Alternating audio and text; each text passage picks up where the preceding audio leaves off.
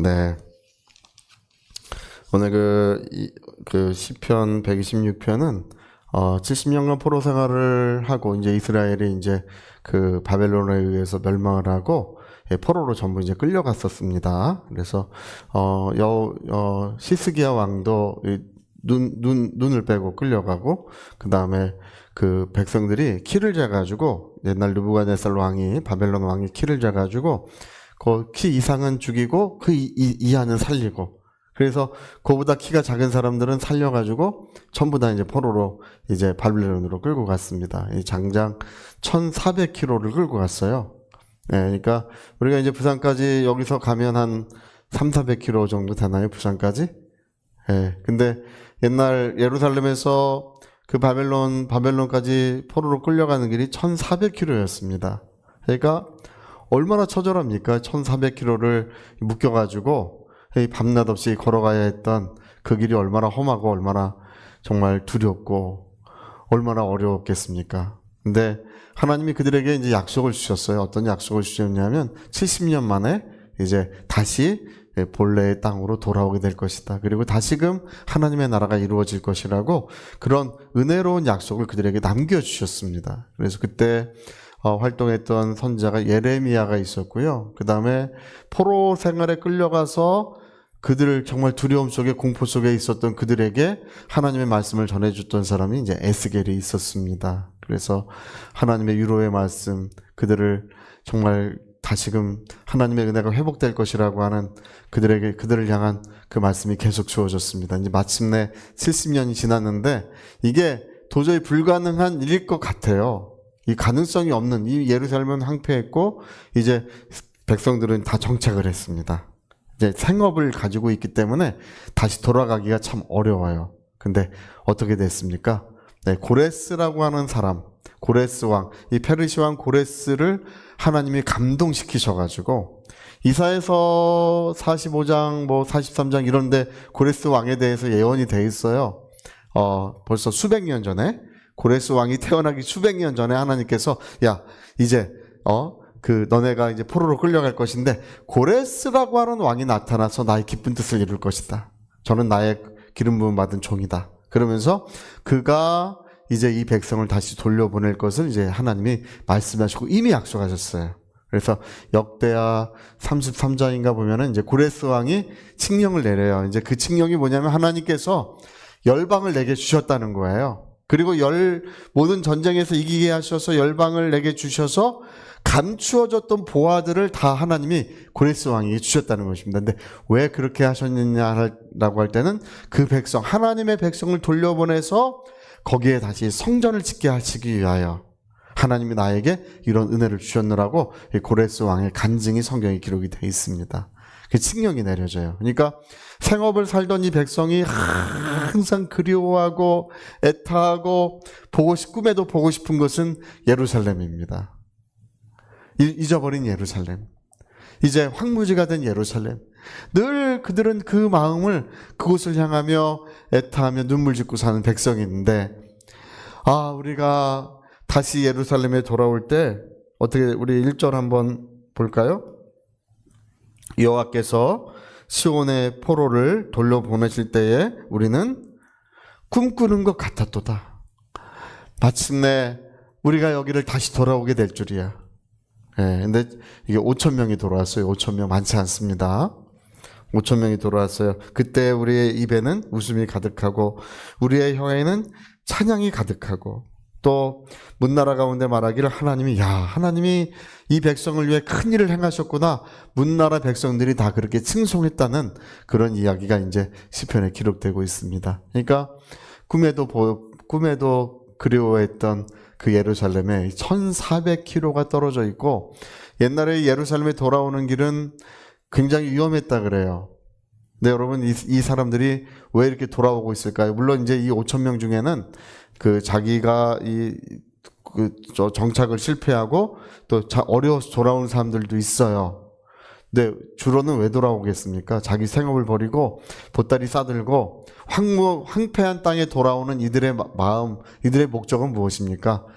하나님께서 그 나라를 다시 여기 세우실 것이다. 우리는 하늘의 미랄이 되어서 여기서 썩어져야 된다는 그런 사명감을 가지고 돌아오는 거예요. 이 백성들이. 그래서 여기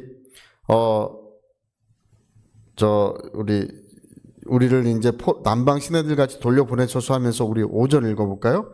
눈물을 흘리며 씨를 뿌리는 자는 기쁨으로 거두리로다. 이런 말이 기록되어 있죠. 이 말이 기록되어 있는 이유가 뭐냐면 그들이 돌아올 때 얼마나 어려움이 있을지를 알고 있어요. 그들의 현실은 정말 얼마나 어려운 현실인지 몰라요. 돌아가면 이제 자기 생업이 없어요. 네, 막막한 것입니다. 근데 그들은 돌아오는 이유가 뭐냐면 자기들이 이 씨앗이 돼가지고 씨앗이 돼서 이 땅에 다시금 하나님의 나라가 이루어지기를 소망하고 돌아오는 것입니다. 그래서 5,000명이 돌아왔고 또 80년 후에 1,700명이 돌아와요. 이 3차 귀환은 이제 몇 명이 돌아오는지 성경에 기록되어 있지 않지만 아마 또 그 정도 숫자일 거라고 생각하니까 10,000명도 안 되는 사람이 돌아온 거예요. 여기 돌아온 사람들이.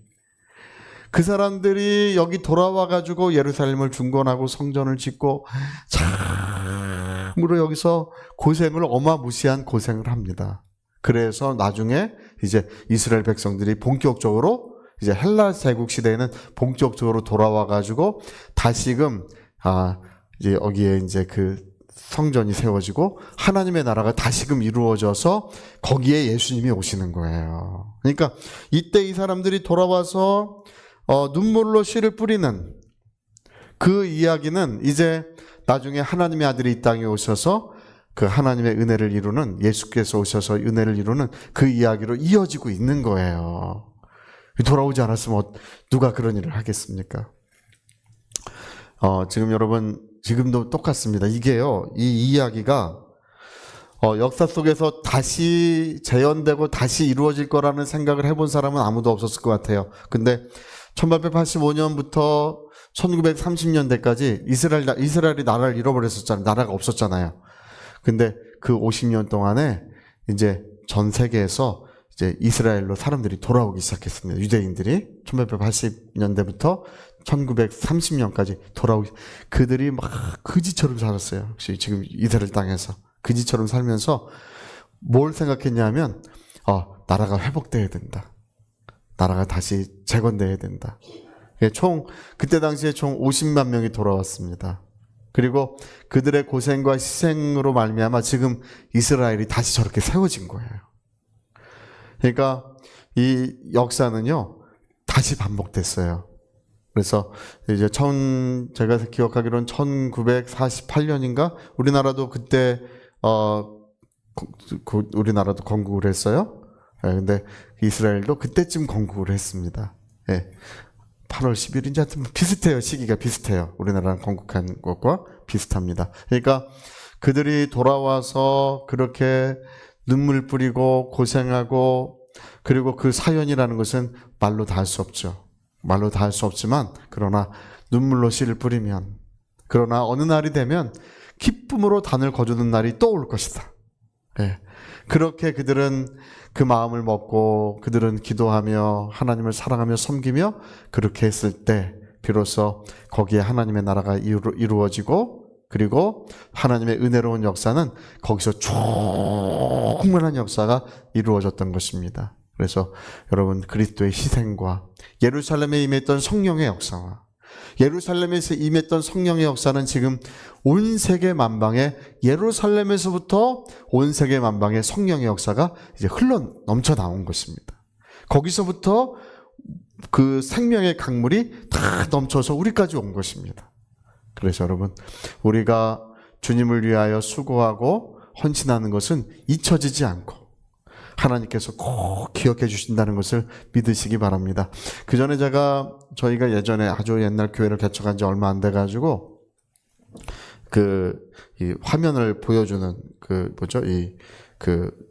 저 찬송곡 같은 거를 보여주는 그 기계가 필요했었어요. 그래서 교회 뒤에다가 누가 헌신할 분이 있으면 헌신하라고 이렇게 써놓은 적이 있어요. 근데 저희 그 교회 다니던 젊은 부부가